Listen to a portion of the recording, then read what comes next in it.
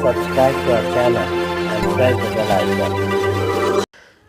Good morning friends, welcome to our YouTube channel Sir Abdul Sattar Khan. 3.2 A lesson in life from a beggar, यानी एक ऐसा सबक जो किसी भिखारी से मिला हो, भिखारी से सीखा जीने का सबक। सबसे पहले इसका चिट चैट करेंगे। आपको हमारा वीडियो पसंद आए तो इसे लाइक कीजिए, शेयर कीजिए, हमारे चैनल को सब्सक्राइब कीजिए, इस वीडियो को आखिर तक देखिए। चलिए शुरुआत करते हैं chit chat. A piece of advice that stopped a bad habit in you. क्या आप बयान कर सकते हैं एक छोटा सा मशवरा जिससे आपकी बुरी आदतें रुक गई है? Bad habits interrupt your life and prevents you from accomplishing your goal. The advice given by my uncle stopped a bad habit in me. यानी जो गलत आदतें होती है उसे रुकने के लिए अगर आपको कोई मशवरा दे तो वो बहुत अच्छा होता है, और ऐसा ही एक मशवरा मेरे अंकल ने मुझे दिया था जिसकी वजह से मेरी बुरी आदतें रुक गई। A quote proverb that you love to use often. एक अक़वाल ज़र्री या फिर एक ज़रबुल मिसल जो आप अक्सर कहा कर सकते हैं। लेट्स मूव अहेड, यानी चलो आगे बढ़ते हैं। A quote proverb that you love to use often. An experience that taught you a life long lesson. क्या आपकी ज़िंदगी में कोई ऐसा तजुर्बा है जिसने आपको ज़िंदगी भर के लिए एक नया सबक दिया? Getting up early in the morning is quite a difficult job for me. यानी सुबह सुबह उठना सबके लिए बहुत ही मुश्किल होता है। Once we were called at 6 o'clock in the morning to go for picnic. एक मरतबा का वाक़या है कि हमें पिकनिक के लिए सुबह 6 बजे बुलाया गया था। My mother was trying to wake up me for 5 o'clock but I got up at 5:30 and reach school by 6:30. By then our picnic bus had already left the school. I realized that I had missed the fun. It gave me a lifelong lesson to be punctual. यानी एक मरतबा का picnic के लिए जाना था, सुबह 6 बजे स्कूल पहुंचना था। वालदा 5 बजे से उठा रही थी, मैं 5:30 बजे जागा। 6:30 बजे जब स्कूल पहुंचा तो पिकनिक की बस जा चुकी थी। ये एक मेरे लिए सबक था। A story news episode movie play that has impressed and changed your life. मेरी ज़िंदगी में जो बहुत ही बेहतरीन कहानी है जिसने मुझे मेरे ज़िंदगी में काफ़ी तब्दीलियाँ लाई है, वो है स्टीफ़न हॉकिंग की कहानी, जिससे पहले हम पढ़ चुके हैं। चलिए यहाँ पर कुछ स्लैंग वर्ड्स दिए गए हैं और उसको हम जोड़ियाँ लगाएंगे। देखते हैं काउच पोटैटो किसे कहते हैं।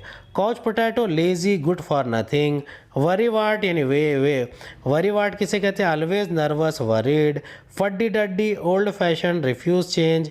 वेट ब्लैंकेट यानी spoils others people, fun mood. Whiz यानी brilliant, genius. Black sheep, shameful person. Live wire, very energetic and active person. यहाँ ऑप्टिमिस्टिक और पेसिमिस्टिक लोगों के बीच में लिखना है। फेलियर इन एग्ज़ाम्स, अगर ऑप्टिमिस्टिक रहेगा तो क्या कहेगा? I will try my level best in the next exam. अगर वो पेसिमिस्टिक रहेगा तो leave it is not my cup of T.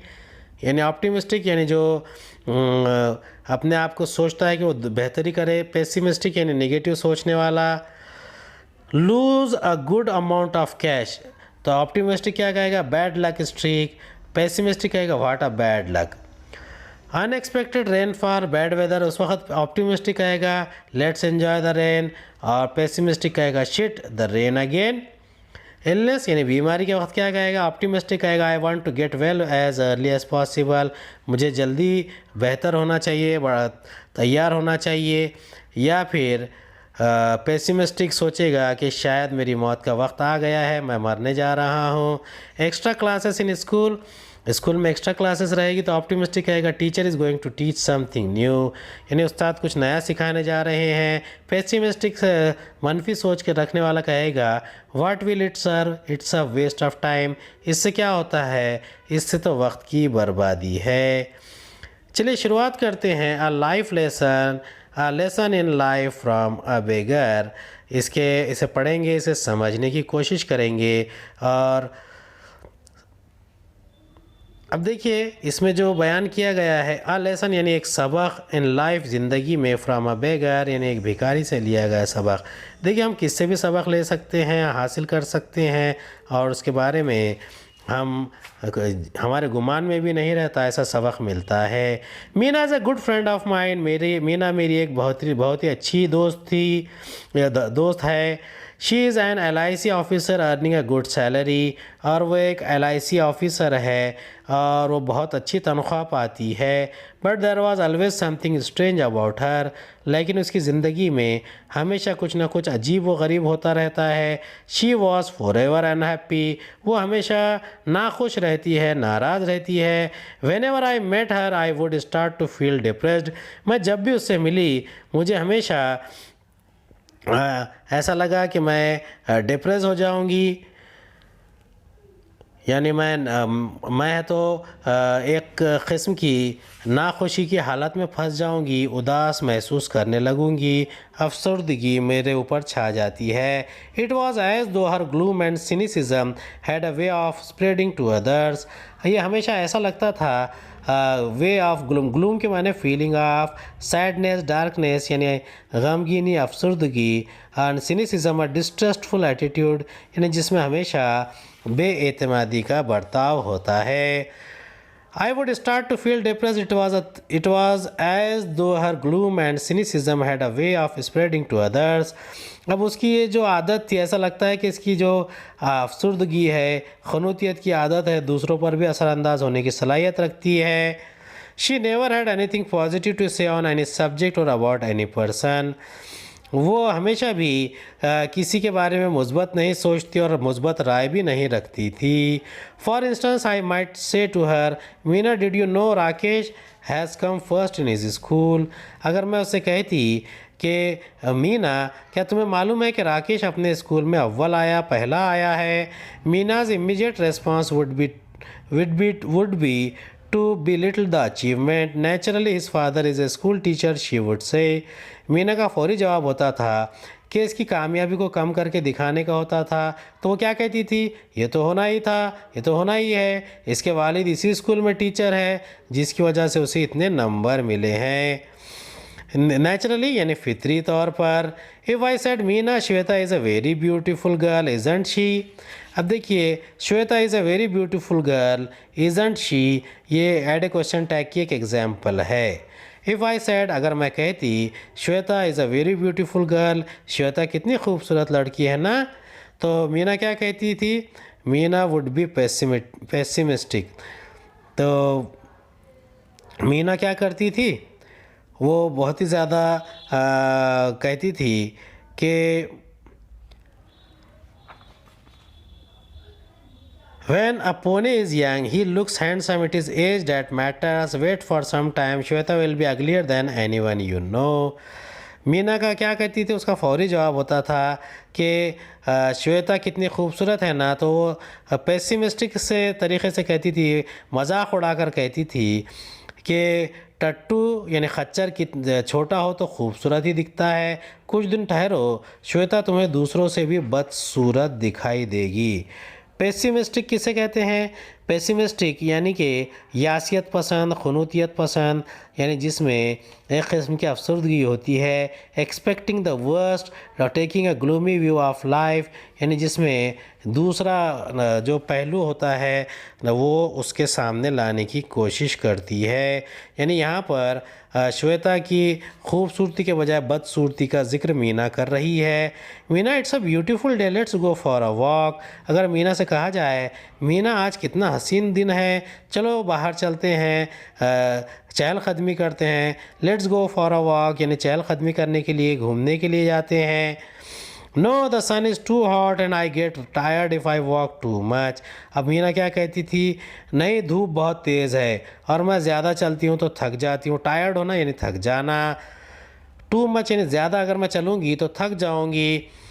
Besides who says walking is good for health there is no proof. और उसके बाद वो नया टुकड़ा लगा देती थी, नई बात कहती थी। कौन है बेवकूफ़ जो कहता है कि चलना अच्छी वर्जिश है, इसका कोई सबूत भी नहीं है, बग़ैर प्रूफ के लोग कुछ भी बात कर देते हैं। ऐसी बातें मीना किया करती थी। डैट वॉज मीना, ये मीना थी।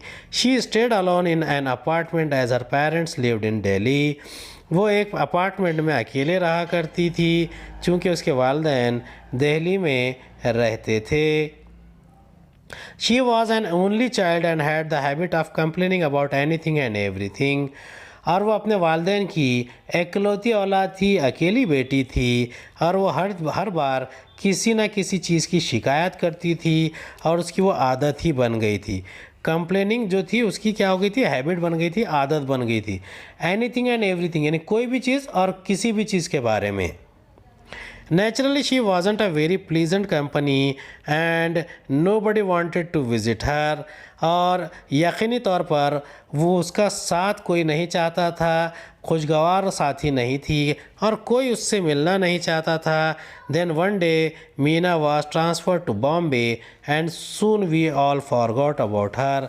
और जल्द ही मीना का तबादला मुंबई हो गया, और ट्रांसफ़र यानी तबादला, और इसीलिए हम उसके बारे में भूल गए, तमाम चीज़ें भूल गए। Many years later, I found myself caught in the rain at Bombay's Flora Fountain. और कई साल के बाद मैंने I found myself मैंने अपने आप को पाया, यानी मैं वहाँ गई थी। कई साल बाद मैं एक मरतबा मुंबई के फ्लोरा फाउंटेन इलाके में बारिश में फंस गई थी। It was pouring and I didn't have an umbrella. बारिश बहुत ज़ोरदार हो रही थी, मूसलाधार हो रही थी, और मेरे पास अम्ब्रेला यानी छतरी भी नहीं थी। I was standing near Akbar Ali's a popular department store waiting for the rain to subside. और मैं वहाँ पर रुकी हुई थी। अकबर अलीज़ एक दुकान डिपार्टमेंटल स्टोर है फ्लोरा फाउंटेन पर, और मैं इंतज़ार कर रही थी कि कब बारिश कम होगी और मैं वहाँ से जाऊँगी। Subside to become less allowed to debate, to be subside यानी ना बहुत ज़्यादा बारिश में कि मैं तेज़ी जो थी वो कम होने का इंतज़ार कर रही थी। I spotted Meena, my first reaction was to run even in that pouring rain. और मैंने अचानक मीना नज़र आई और मैं चाहती थी कि वहाँ से भाग जाऊँ। रिएक्शन यानी पहला रद्द अमल था, हालांकि ज़ोरदार बारिश हो रही थी। I was anxious to avoid being seen by her, और मैं बहुत ही ज़्यादा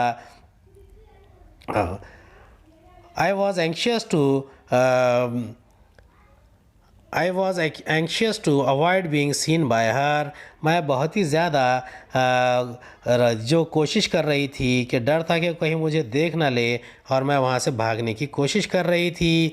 having to listen to her never ending complaints, और मुझे फिर से याद आ रहा था कि वो दोबारा वही की शिकायतें शुरू कर देगी। However I couldn't escape, she had already seen me and cot.